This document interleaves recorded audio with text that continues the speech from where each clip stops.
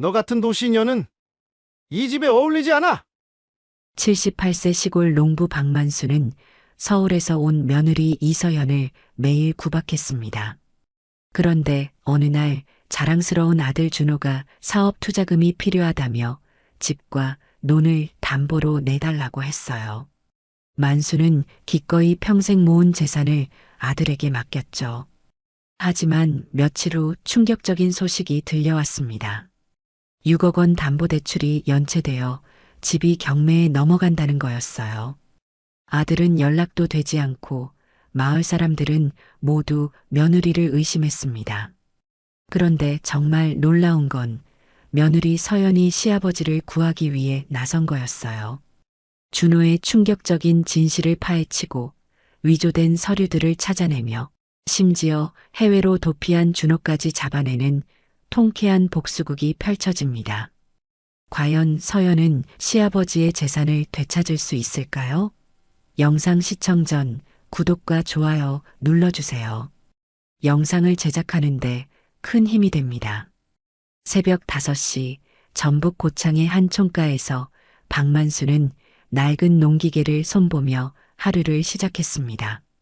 78세의 그는 구부러진 허리에도 불구하고 여전히 억센 손으로 트랙터 엔진을 만지작거렸어요. 그때 집안에서 이서연이 앞치마를 두르고 나왔습니다. 서울에서 내려온 지 벌써 석 달째지만 여전히 서툰 모습이었죠. 아버님, 제가 도와드릴까요?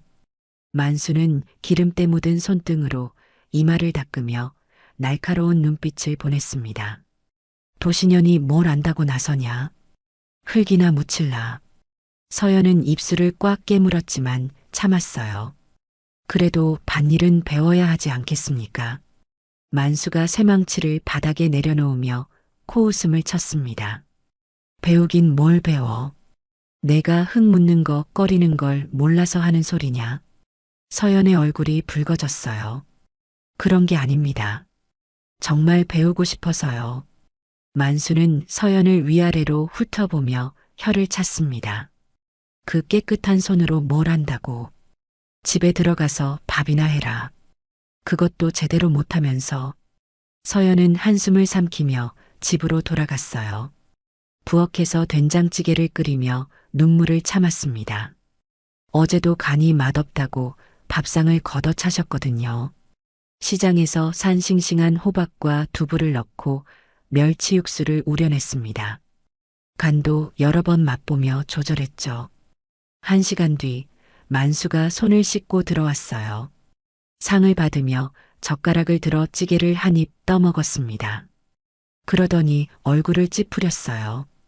이게 뭔 맛이냐? 짜기만 하고. 서연이 당황하며 대답했어요. 어제보다 짠맛을 줄였는데요. 만수가 그릇을 밀어내며 소리쳤습니다. 줄였다고 이게 짜지 않냐? 도시에서는 이런 걸 먹고 사나? 서연은 자신도 맛을 봤는데 간이 적절했다고 생각했어요. 죄송합니다. 다시 만들어 드릴게요.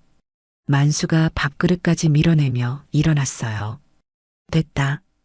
밥맛 떨어지게. 그리고는 마루로 나가버렸습니다. 서연은 혼자 앉아 차가워진 밥을 먹었어요. 목이 메어서 제대로 넘어가지도 않았습니다.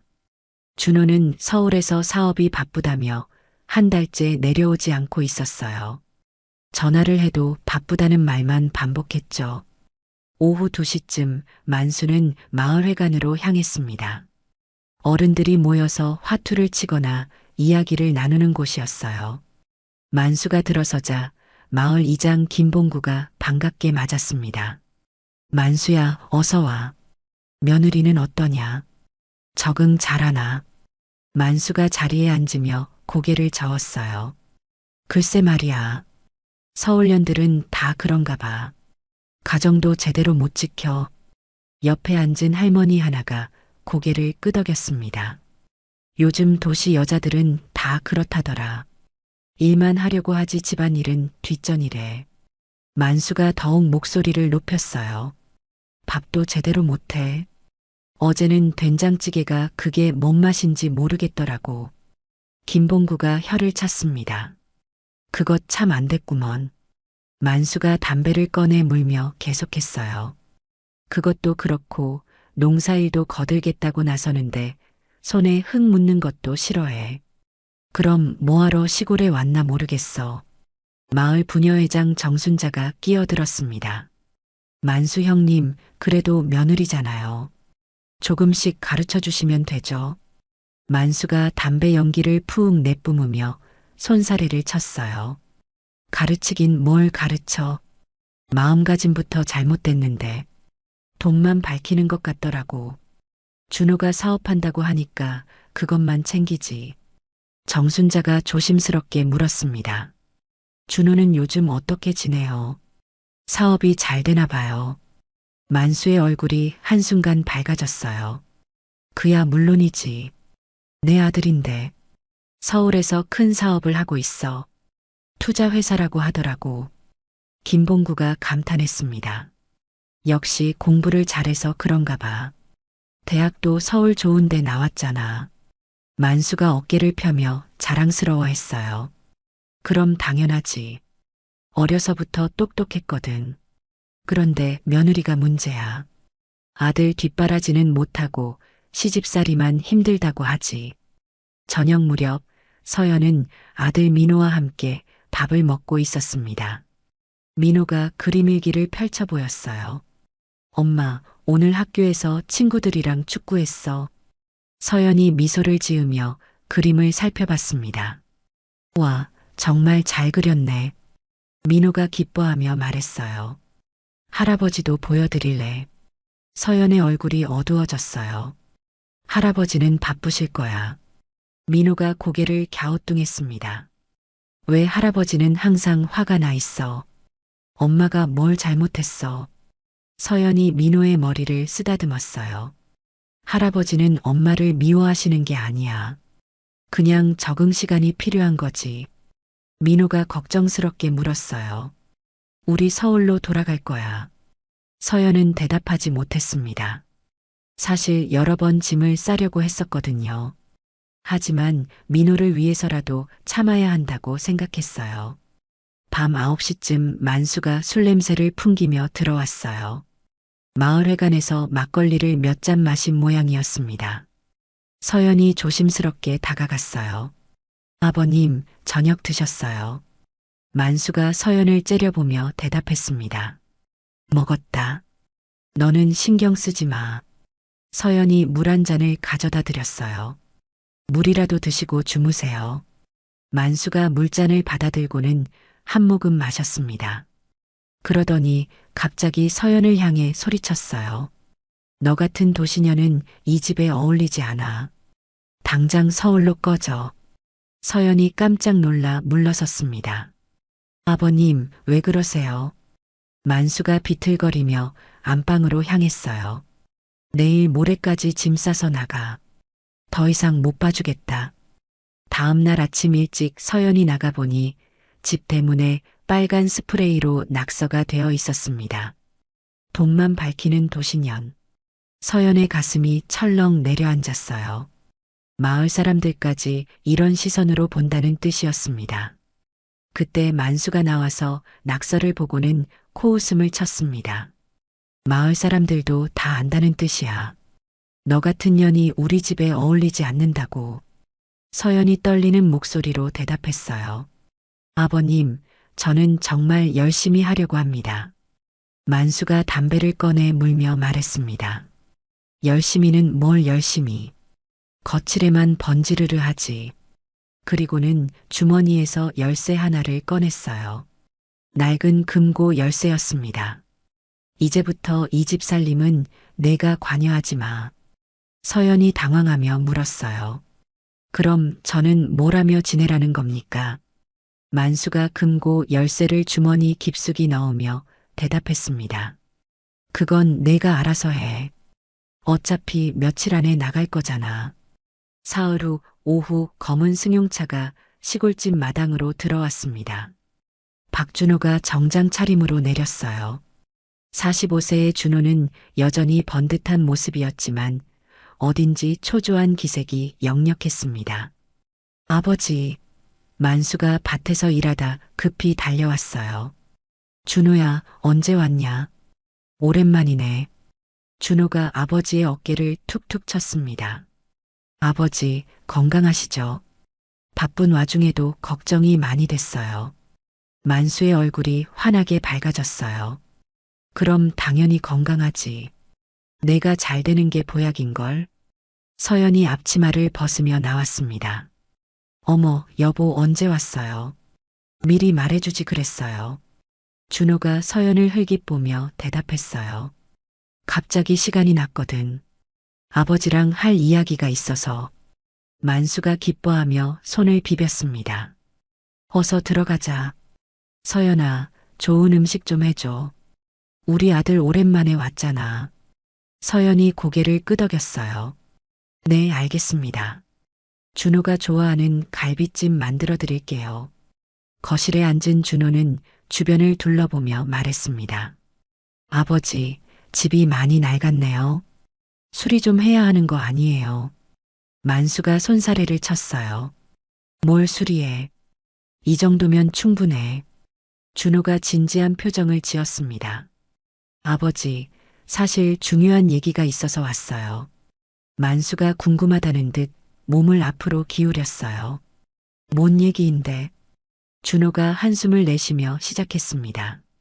사업이 확장되면서 투자금이 급하게 필요해졌어요. 은행에서 대출을 받으려는데 담보가 부족하다고 하네요. 만수가 고개를 끄덕였습니다. 그럼 어쩔 거냐? 준호가 조심스럽게 말했어요. 그래서 아버지께 부탁드리려고요. 집이나 논을 담보로 잠깐만 써주실 수 있을까요? 만수의 눈이 반짝였습니다. 그런 걸 가지고 뭘 망설여. 당연히 도와줘야지. 내 아들인데. 준호가 안도의 표정을 지었어요. 아버지, 정말 감사합니다. 몇 개월만 쓰고 바로 정리할게요. 만수가 일어나며 말했습니다. 몇 개월이 뭐야? 필요하면 몇 년이라도 써. 금고에서 서류 가져올게. 서연이 부엌에서 듣고 있다가 급히 나왔어요. 여보, 잠깐만요.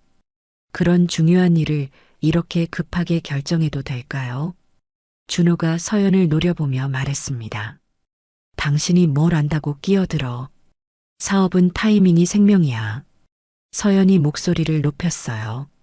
하지만 집과 논은 우리 생활 터전이잖아요. 위험하지 않을까요? 만수가 서연을 향해 소리쳤습니다. 너는 입 다물고 있어. 아들 일에 참견하지 마. 준호가 서연의 어깨를 톡톡 쳤어요. 여보, 걱정하지 마. 내가 언제 실패한 적 있어. 이번 사업만 성공하면 우리 다 잘 살게 될 거야. 만수는 안방으로 들어가 낡은 금고를 열었습니다. 오래된 땅 문서들과 현금 뭉치가 들어 있었어요. 여기 있다. 집 문서랑 논 문서 다 가져가. 준호가 서류들을 하나씩 확인하며 받았습니다. 아버지, 도장도 필요해요. 만수가 서랍에서 도장을 꺼내 건네줬어요. 알았다. 이것도 가져가. 준호는 서류에 도장을 꾹꾹 눌러가며 도장을 찍었습니다. 서연이 불안한 마음에 다시 말했어요. 정말 괜찮을까요? 혹시라도 문제가 생기면. 준호가 짜증스럽게 대답했습니다. 자꾸 왜 그래? 믿음이 없어. 만수도 서연을 나무랐어요. 아들을 믿지 못하다니. 내가 뭘 안다고 그래. 준호가 서류를 가방에 넣으며 일어났습니다. 그럼 아버지, 저는 서울로 올라가야 해요. 일이 급해서요. 만수가 아쉬워했어요. 밥이라도 먹고 가지 그러냐. 준호가 손목시계를 보며 말했습니다. 다음에요, 아버지. 오늘은 정말 바빠서. 그리고는 서연에게 인사도 제대로 하지 않고 차에 올라탔어요. 창문을 내리고 말했습니다. 아버지, 며칠 안에 좋은 소식 들려드릴게요. 차가 떠나간 후 만수는 기분이 좋아 보였어요. 역시 내 아들이야. 사업 수완이 대단해. 서연은 여전히 불안했지만 아무 말도 하지 못했습니다. 사흘 후 오전 농협에서 전화가 왔어요. 박만수님이세요. 담보대출 6억 원이 3개월째 연체됐습니다. 만수가 당황하며 대답했습니다. 뭔 소리야? 나는 대출 받은 적이 없는데. 농협 직원이 확인하며 말했어요. 서류상으로는 분명히 박만수님 명의로 되어 있습니다. 집과 논을 담보로 대출 받으셨고요. 만수의 얼굴이 창백해졌어요. 그럴 리가 없는데. 확인해 보겠습니다. 전화를 끊고 만수는 서연을 불렀어요. 서연아, 준호 전화번호 좀 알려줘. 서연이 전화를 걸어봤지만 통화 중이었습니다. 이상하네요. 계속 안 받네요. 하루 종일 전화를 걸어도 준호는 받지 않았어요. 다음 날 농협에서 다시 전화가 왔습니다. 경매 절차를 시작하겠습니다.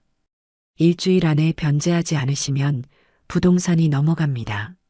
만수는 그 자리에서 주저앉았어요. 가슴이 답답해지더니 숨이 막혔습니다. 서연이 급히 달려와 만수를 부축했어요. 아버님, 괜찮으세요? 119에 신고할게요.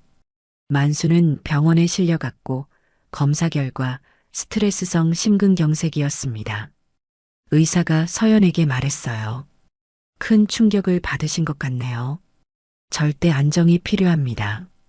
서연이 준호에게 다시 전화를 걸어봤지만 이번에는 통화 불가 안내음성이 나왔어요. 번호가 해지된 모양이었습니다.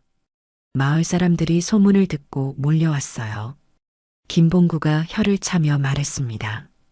결국 도신현이 아들을 꼬드겨서 돈을 빼간 거 아니야. 정순자도 고개를 저었어요. 그러게 말이야. 멀쩡한 아들이 갑자기 왜 그랬겠어. 서연이 억울하게 소리쳤습니다. 제가 뭘 했다고 그러세요? 저도 반대했어요. 하지만 마을 사람들은 서연의 말을 믿지 않았어요. 서연은 민호를 데리고 서울로 올라가기로 결심했습니다. 준호의 행적을 추적해서 진실을 밝혀내야겠다고 생각했어요. 병실에서 만수는 민호가 그려준 그림일기를 들여다봤습니다. 할아버지와 엄마가 함께 웃는 그림이었어요. 만수의 눈에서 눈물이 흘렀습니다. 서연은 민호의 손을 잡고 서울행 버스에 몸을 맡겼습니다. 차창 밖으로 시골 풍경이 스쳐 지나갔어요. 민호가 조용히 물었습니다. 엄마, 할아버지는 언제 나아지실까? 서연이 민호의 머리를 쓰다듬었어요. 곧 나아지실 거야. 엄마가 아빠를 찾아서 모든 걸 해결할게. 서울에 도착한 서연은 먼저 준호의 사무실이 있던 강남의 한 빌딩을 찾았습니다. 엘리베이터를 타고 12층에 내려서니 텅 빈 복도가 나왔어요. 관리사무소 문을 두드리자 50대 남자가 나왔습니다. 무슨 일이세요? 서연이 정중히 인사했어요. 안녕하세요. 1205 박준호 사무실 관련해서 문의드리려고 합니다. 관리인이 한숨을 내쉬었어요. 아, 그 사람 말씀이시군요. 부인이세요. 서연이 고개를 끄덕였습니다. 네, 맞습니다. 남편과 연락이 안 돼서 직접 찾아왔어요. 관리인이 고개를 저었어요. 그 사람 4개월째 임대료 안 내고 잠적했습니다. 연락처도 다 해지되고요. 서연의 가슴이 쿵 내려앉았어요. 4개월째요. 그럼 사무실은 어떻게 됐나요? 관리인이 열쇠 뭉치를 꺼내며 말했습니다. 당연히 계약 해지죠. 짐도 다 버렸고요. 그런데 혹시 보실 게 있으시면 잠깐 들어가 보세요. 아직 정리 안 된 게 좀 있거든요. 서연이 관리인을 따라 1205호로 들어갔습니다. 넓은 사무실이었지만 이제는 텅 비어 있었어요. 바닥에는 종이 쪼가리들과 버려진 상자들이 흩어져 있었습니다.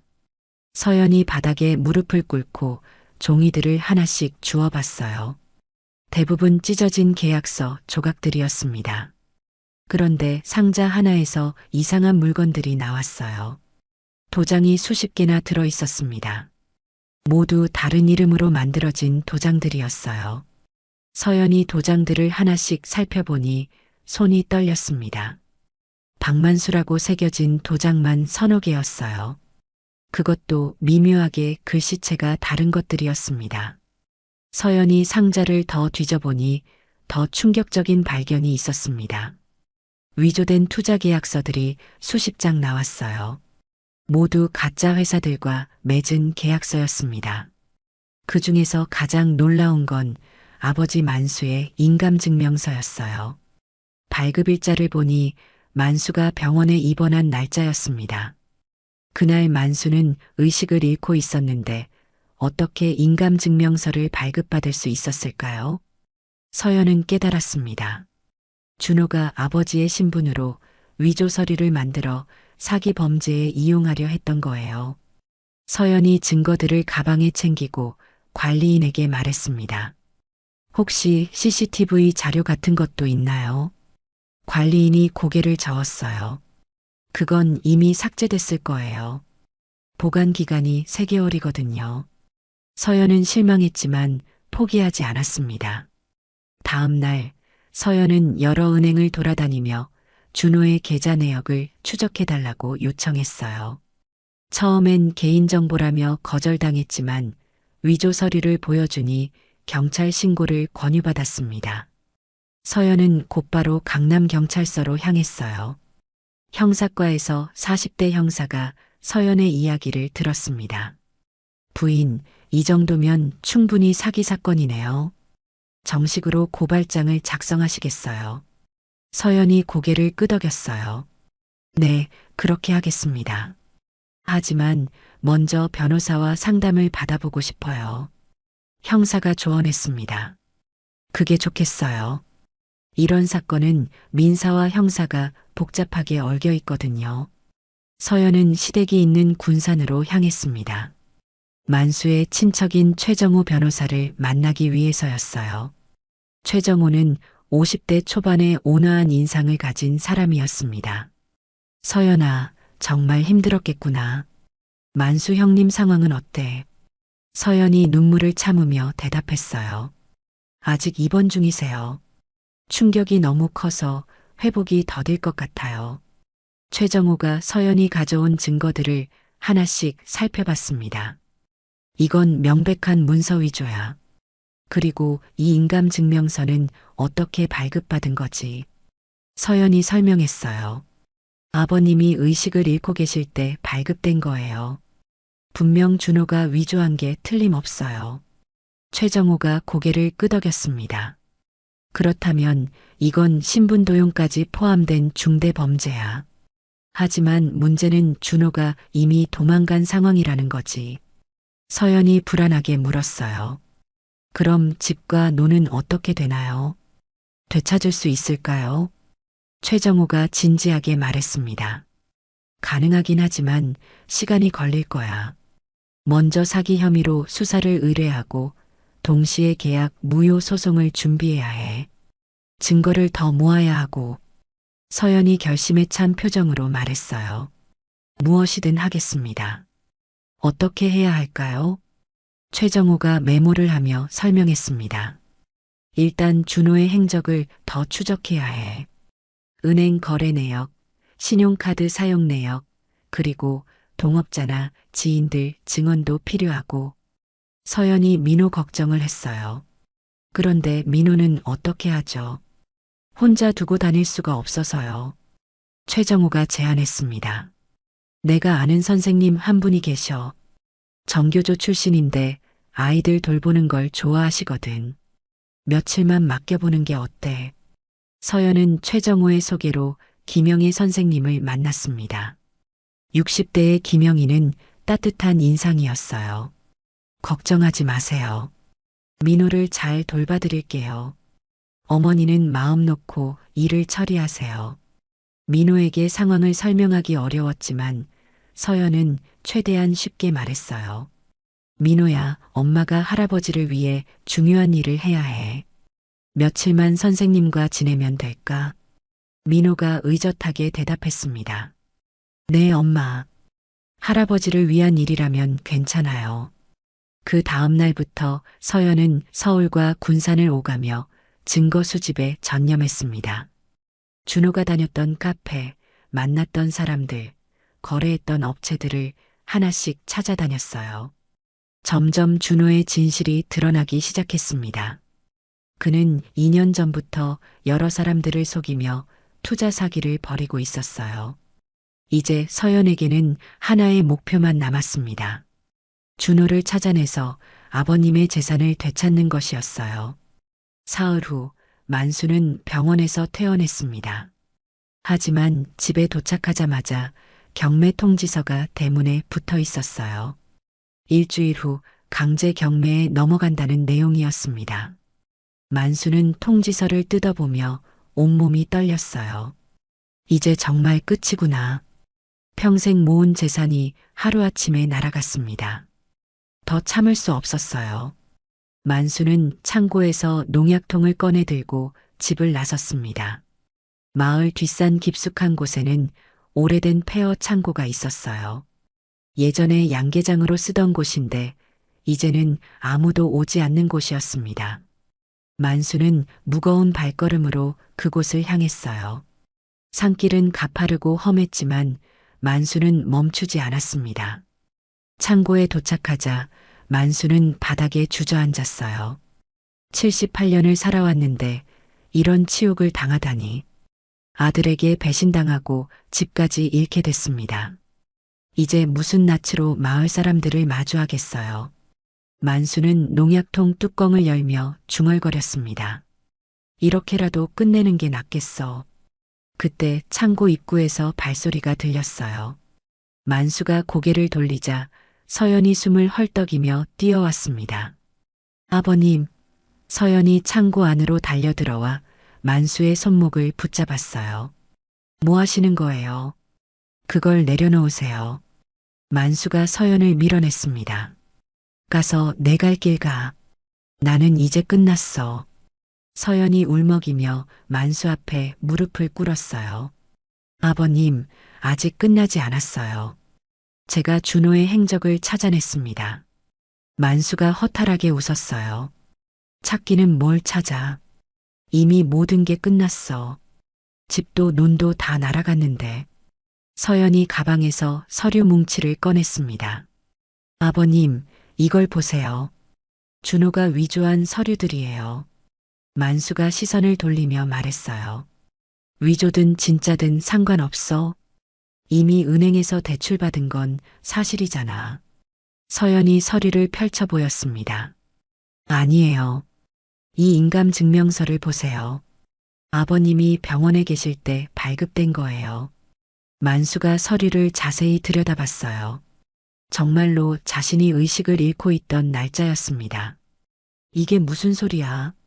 내가 그날 인감 증명서를 뗄 수 없었는데. 서연이 다른 서류들도 보여줬어요. 준호가 아버님 명의로 위조 도장을 만들어서 사기를 친 거예요. 이것만으로도 모든 계약이 무효가 됩니다. 만수의 손에서 농약통이 떨어졌어요. 서연이 빠르게 농약통을 치웠습니다. 그리고 더 중요한 게 있어요. 준호의 비자금 계좌를 찾아냈어요. 만수가 믿기지 않는다는 표정을 지었습니다. 비자금 계좌라고. 서연이 은행 거래 내역을 꺼내 보였어요. 3억 원이 넘는 돈이 해외로 빠져나갔어요. 모두 아버님께서 주신 담보로 받은 대출금입니다. 만수가 서류를 떨리는 손으로 받아들었어요. 정말 그런가? 이놈이 나를 이용해서. 서연이 더 많은 증거들을 보여줬습니다. CCTV 영상도 확보했어요. 준호가 사무실에서 위조 서류를 만드는 장면이 찍혔거든요. 만수의 눈에서 눈물이 흘렀어요. 내가 키운 아들이 나를 이렇게 속였다니. 서연이 만수의 어깨에 손을 올렸습니다.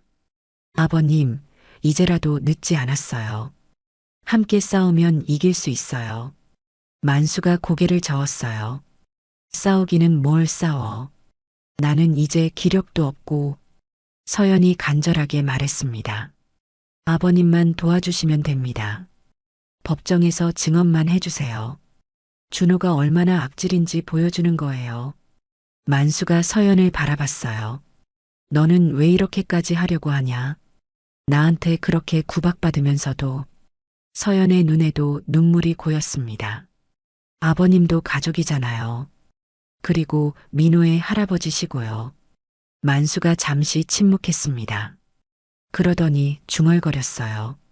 민호 그 녀석? 서연이 민호 이야기를 꺼냈습니다. 민호가 그림 일기에 할아버지 그림을 그렸어요. 할아버지가 웃는 그림이었거든요. 만수의 마음이 흔들렸어요. 그 녀석이 그런 그림을. 서연이 계속 설득했습니다. 아버님, 우리가 포기하면 준호는 계속 다른 사람들을 속일 거예요. 그러면 안 되잖아요. 만수가 서류들을 다시 들여다봤습니다. 점점 분노가 치밀어 올랐어요.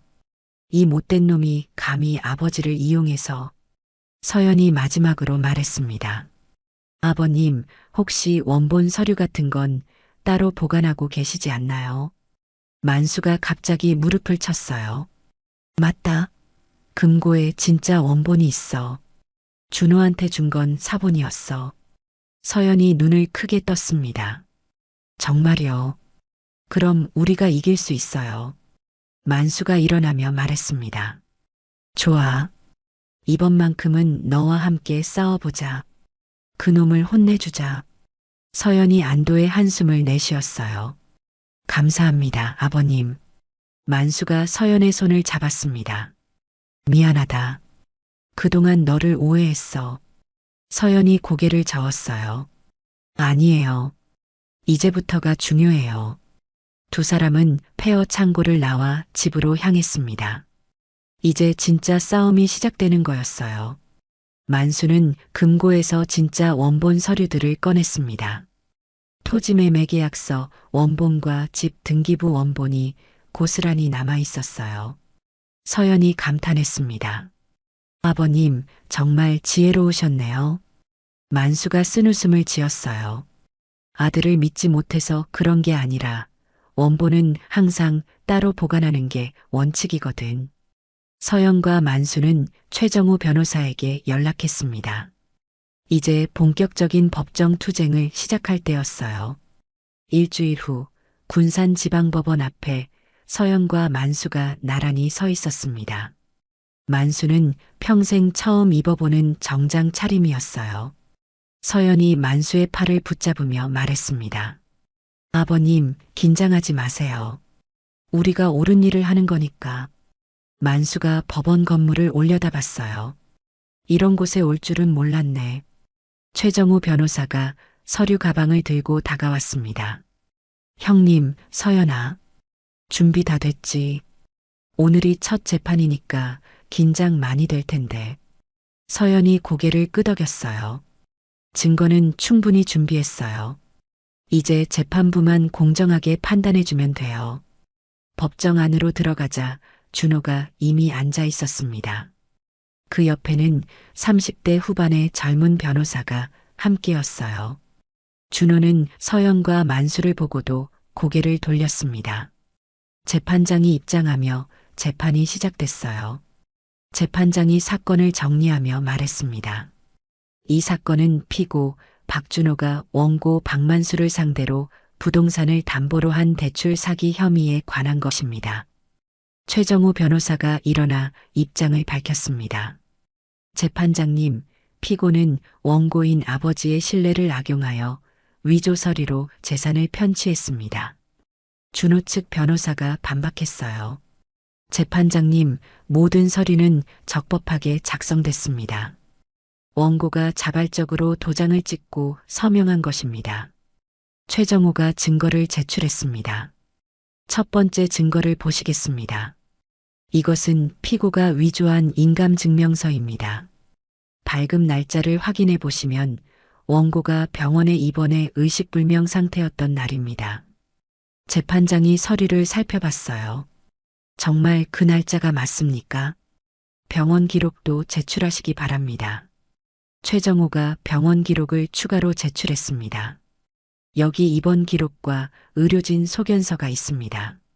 원고는 그날 오전부터 저녁까지 의식이 없었습니다.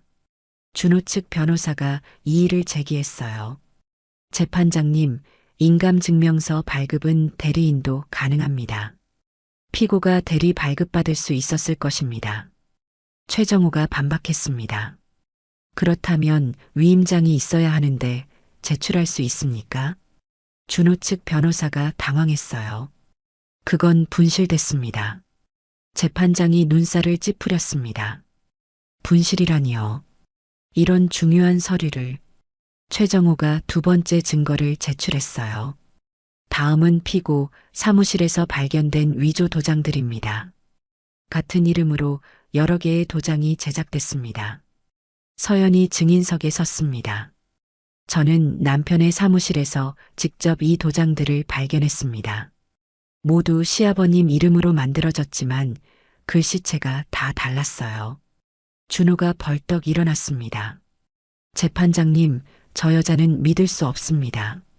이혼을 요구했더니 복수하려고 거짓말을 하는 거예요. 만수가 분노하며 소리쳤어요. 이 못된 놈아, 내가 뭘 했는지 다 안다. 재판장이 방망이를 두드렸습니다. 정숙하시기 바랍니다. 최정호가 가장 결정적인 증거를 꺼냈어요. 재판장님, 마지막 증거입니다. 이것은 피고 사무실의 CCTV 영상입니다. 스크린에 영상이 재생됐어요. 준호가 사무실에서 도장을 찍고 서류를 위조하는 장면이 선명하게 나왔습니다. 법정 안이 술렁거렸어요. 준호의 얼굴이 창백해졌습니다. 재판장이 준호를 향해 물었어요. 피고, 이 영상에 대해 해명하시겠습니까? 준호가 더듬거리며 대답했습니다. 그건 정당한 업무 처리 과정입니다. 아버지께 허락받고 한 일이에요. 만수가 다시 일어났어요. 허락은 뭔 허락? 내가 나를 속이고 한 짓이잖아. 최정호가 원본 서류를 제출했습니다. 원고는 진짜 원본 서류를 따로 보관하고 있었습니다. 피고에게 준 것은 사본에 불과합니다. 재판장이 원본과 사본을 비교해 봤어요. 확실히 다른 종이었고 인쇄 상태도 달랐습니다. 준호 측 변호사가 당황하며 말했습니다. 재판장님, 시간을 좀 주십시오. 추가 증거를 준비하겠습니다.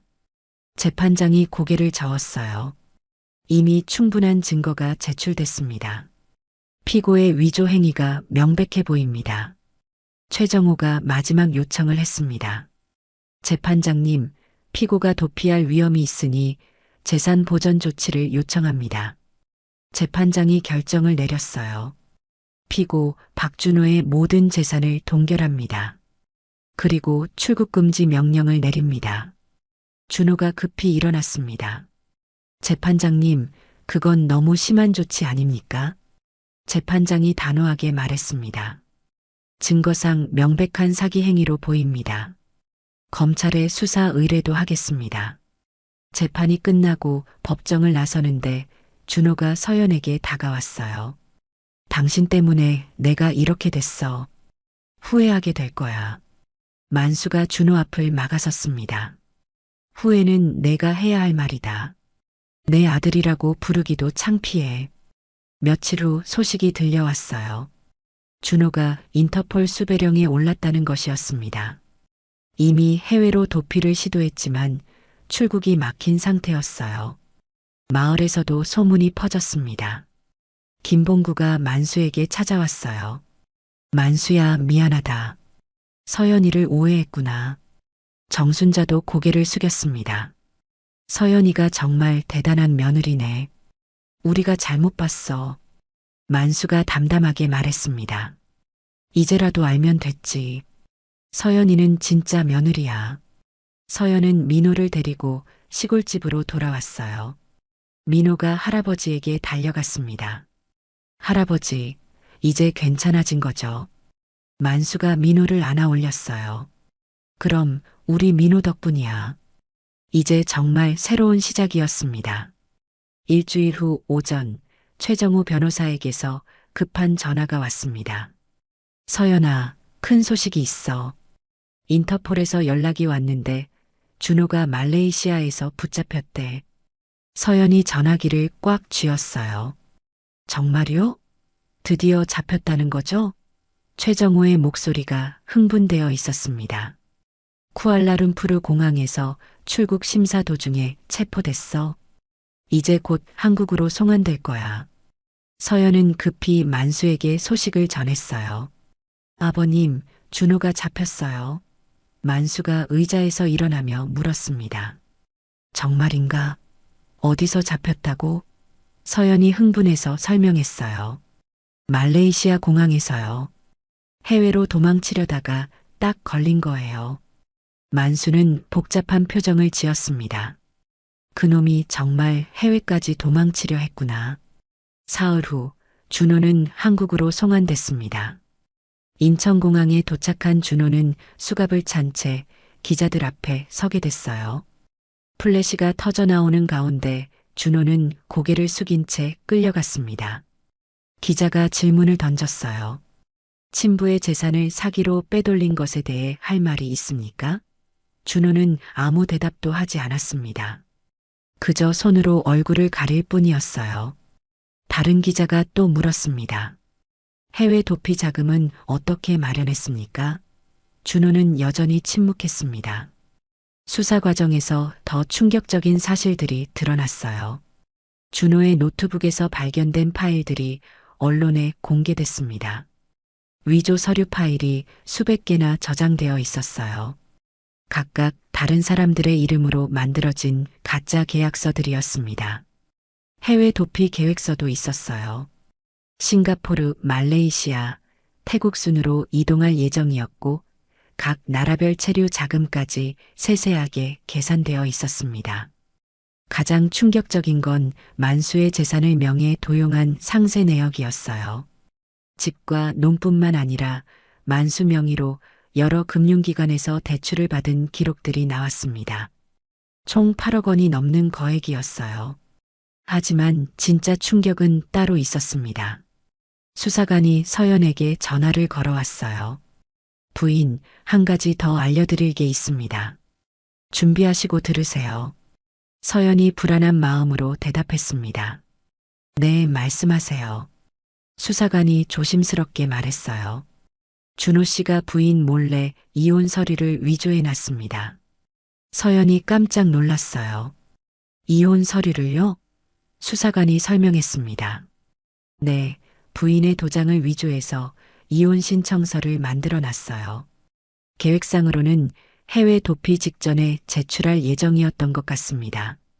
서연이 어이가 없어서 말을 잇지 못했어요. 수사관이 계속했습니다.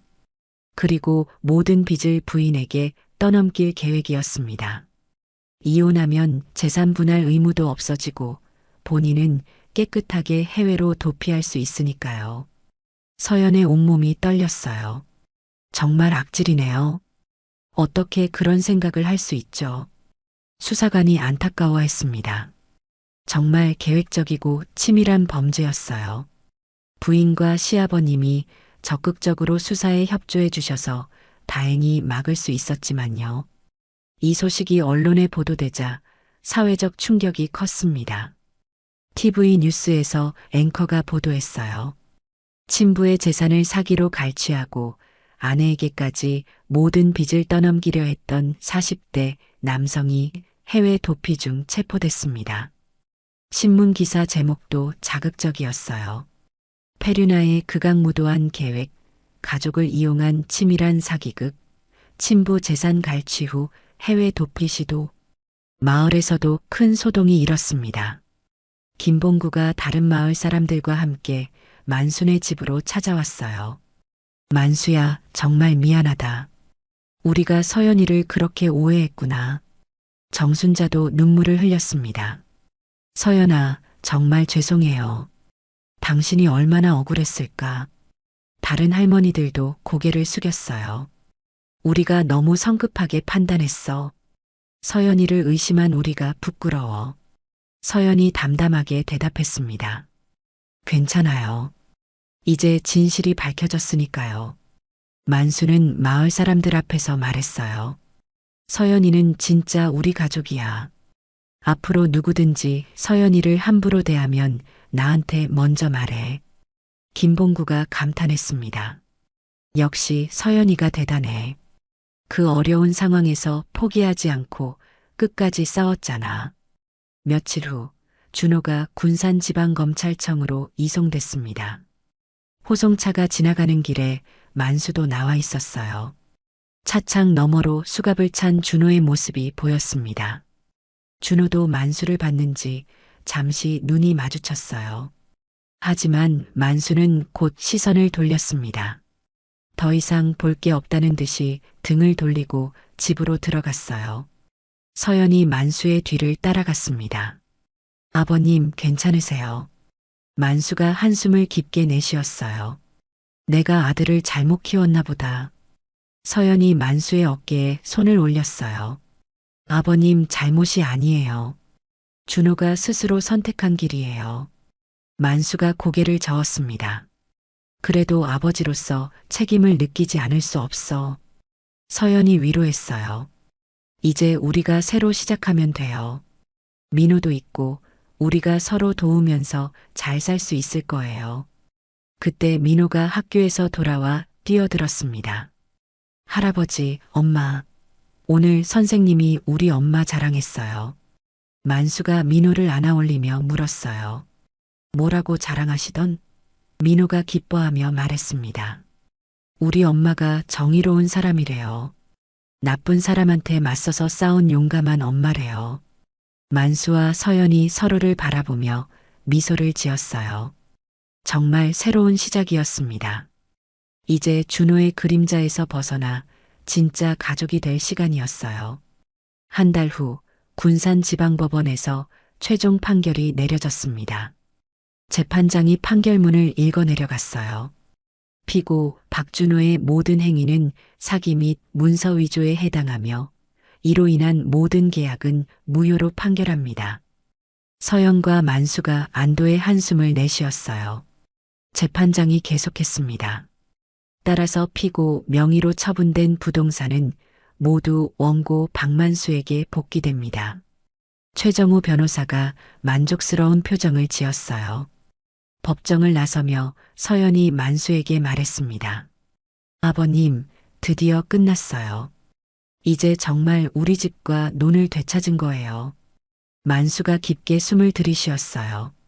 그래, 이제 정말 끝났구나. 며칠 후 만수는 서연을 거실로 불렀습니다.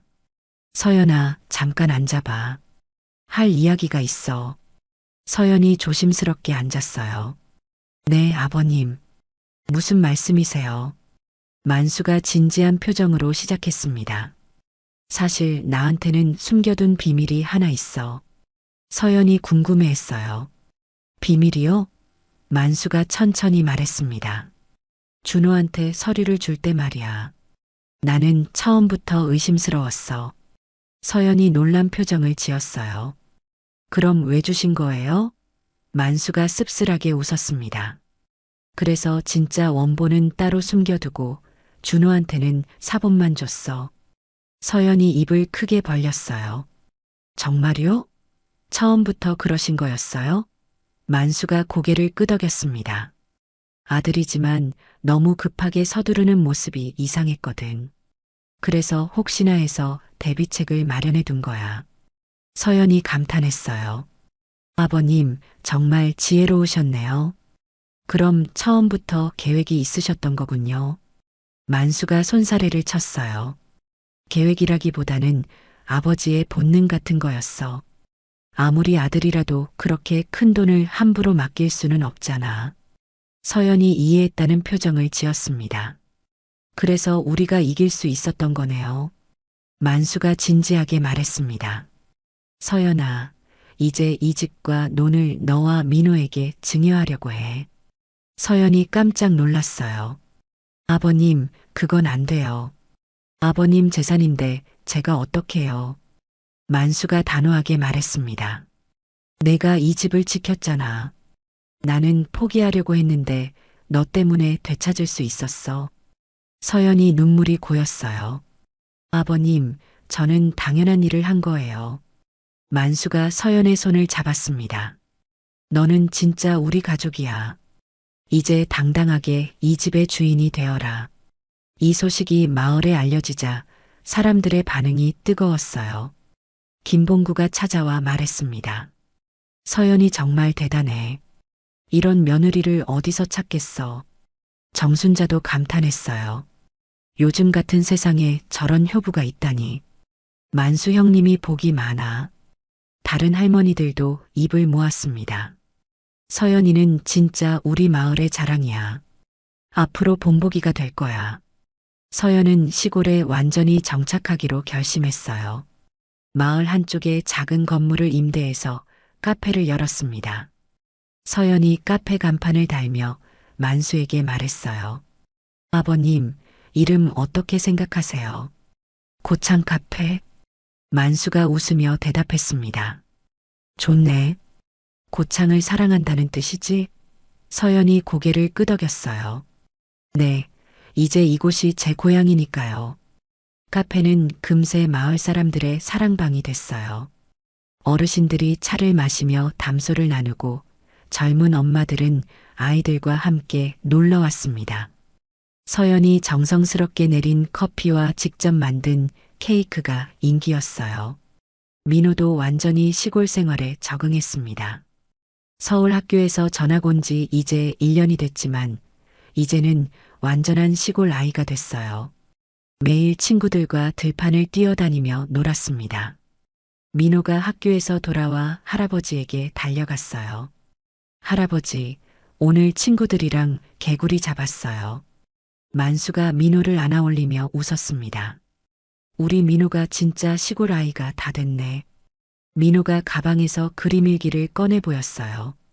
할아버지, 오늘도 그림 그렸어요. 보세요.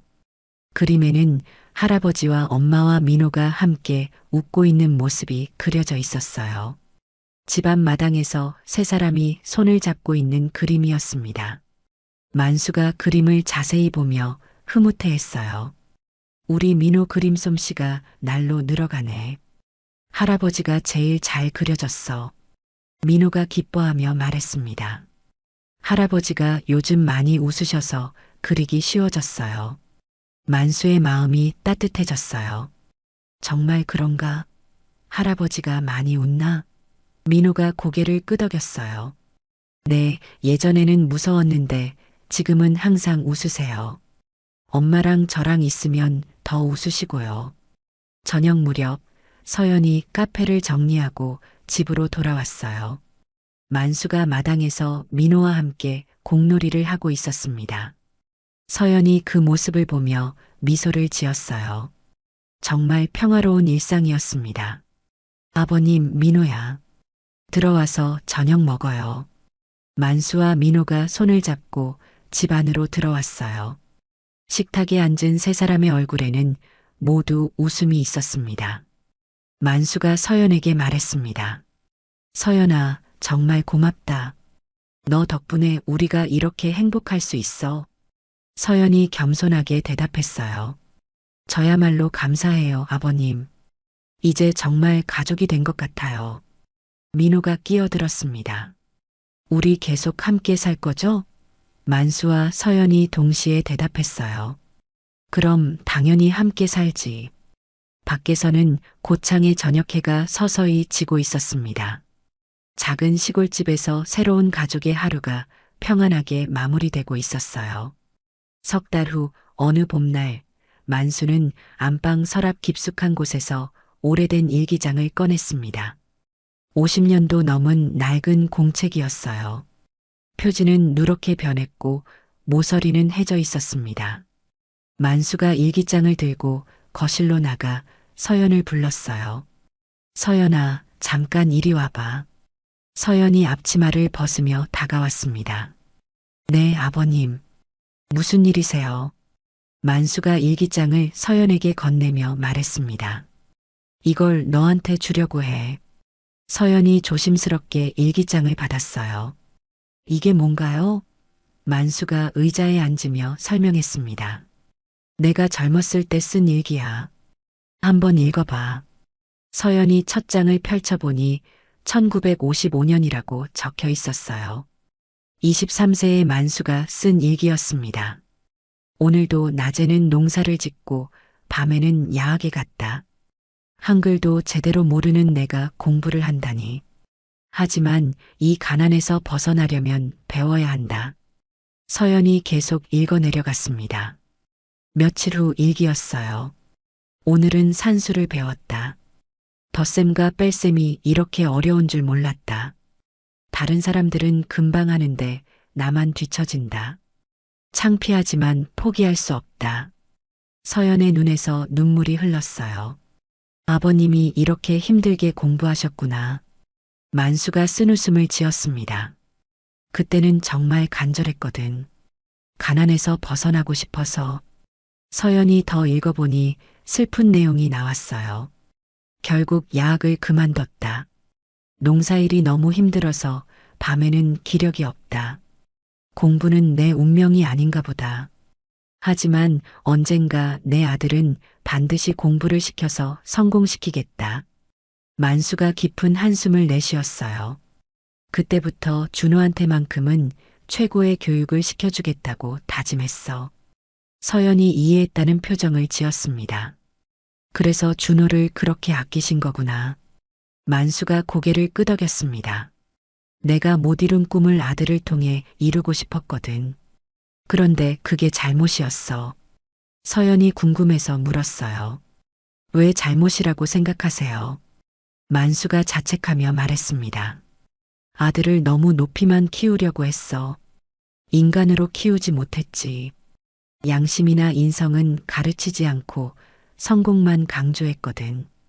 서연이 만수의 손을 잡았어요. 아버님, 그건 아버님 잘못이 아니에요. 부모라면 누구나 자식의 성공을 바라잖아요. 만수가 고개를 저었습니다. 아니야. 내가 준호한테 잘못된 가치관을 심어준 거야. 돈이 최고라고, 성공이 전부라고. 서연이 일기장을 소중히 안으며 말했습니다. 아버님, 이 일기장을 민호 방에 꽂아둘게요. 민호가 자라면서 할아버지의 마음을 알게 하고 싶어요. 만수가 고마워하며 말했습니다. 그래, 민호만큼은 제대로 키우자. 공부도 중요하지만 사람 됨됨이가 더 중요하다고 가르치고. 그 오후 만수는 마을회관으로 향했습니다. 오랜만에 마을 사람들과 어울리고 싶었어요. 회관에 들어서자 김봉구를 비롯해 여러 사람들이 반갑게 맞았습니다. 만수야, 어서 와. 요즘 어떻게 지내? 만수가 자리에 앉으며 밝게 대답했어요. 잘 지내지. 서연이와 민호 덕분에 매일이 즐겁네. 정순자가 감탄하며 말했습니다. 서연이 정말 훌륭해. 요즘 카페도 대박이라면서? 만수가 자랑스럽게 고개를 끄덕였어요. 그럼 우리 며느리 솜씨가 얼마나 좋은데. 커피도 맛있고 케이크도 직접 만들거든. 김봉구가 웃으며 말했습니다. 형님이 며느리 자랑하는 모습이 꼭 손자 자랑하는 것 같네. 만수가 크게 웃었어요. 손자나 마찬가지지. 진짜 내 딸 같은 걸. 다른 할머니가 끼어들었습니다. 민호도 참 잘 컸어. 예의 바르고 공부도 잘하고. 만수가 진지하게 말했습니다. 민호한테는 꼭 가르치고 있어. 배움보다 양심이 먼저라고. 사람이 되어야 공부도 의미가 있다고. 마을 사람들이 만수의 말에 감동했어요. 정순자가 박수를 쳤습니다. 정말 좋은 말씀이에요. 요즘 아이들이 들어야 할 말이네. 김봉구도 동감한다며 말했습니다. 역시 만수 형님. 경험에서 우러나오는 지혜네. 그때 민호가 뛰어들어왔어요. 손에는 새로 그린 그림일기를 들고 있었습니다. 할아버지, 오늘 그린 그림 보세요. 민호가 그림일기를 펼쳐 보이자 마을 사람들이 모여들었어요. 그림에는 할아버지와 엄마와 자신이 함께 웃고 있는 모습이 그려져 있었습니다. 그리고 큰 글씨로 우리 할아버지 최고라고 적혀 있었어요. 만수가 민호를 안아 올리며 환하게 웃었습니다. 우리 민호가 할아버지를 최고라고 생각해 주는구나. 민호가 기뻐하며 말했습니다. 할아버지가 제일 멋있어요. 엄마한테도 친절하고 저한테도 많은 걸 가르쳐 주시고요. 마을 사람들이 모두 박수를 쳤어요. 정말 보기 좋은 가족이네. 이런 게 진짜 행복이지. 그때 서연이 카페를 닫고 찾아왔어요. 아버님, 민호야. 여기 있었구나. 만수가 서연을 보며 말했습니다. 서연아, 이리 와. 마을 분들한테 인사해. 서연이 정중히 인사했어요. 안녕하세요. 항상 저희 가족을 아껴주셔서 감사합니다. 김봉구가 서연을 칭찬했습니다. 서연이가 우리 마을의 자랑이야. 이런 며느리 어디서 찾겠어. 정순자도 감탄했어요. 정말 효부의 모범이네. 앞으로도 잘 부탁해. 해가 저물어갈 무렵 세 사람은 손을 잡고 집으로 돌아갔습니다. 만수가 서연과 민호를 바라보며 마음속으로 생각했어요. 정말 고맙다. 너희 덕분에 내가 진짜 행복을 알게 됐어. 집에 도착해서 저녁을 먹으며 민호가 말했습니다. 할아버지, 우리 계속 행복하게 살 수 있죠? 만수가 민호의 머리를 쓰다듬었어요. 그럼 당연히 행복하게 살지. 우리는 진짜 가족이니까. 서연이 두 사람을 바라보며 미소를 지었습니다. 정말 감사한 일상이었어요. 밖에서는 고창의 별들이 하나둘 떠오르고 있었습니다. 작은 시골집에서 진짜 가족이 된 세 사람의 하루가 평안하게 마무리되고 있었어요. 오늘 이야기가 좋으셨다면 구독과 댓글, 알람 설정 잊지 마시고 소중한 댓글 하나가 정말 큰 힘이 됩니다. 시청해 주셔서 진심으로 감사드립니다.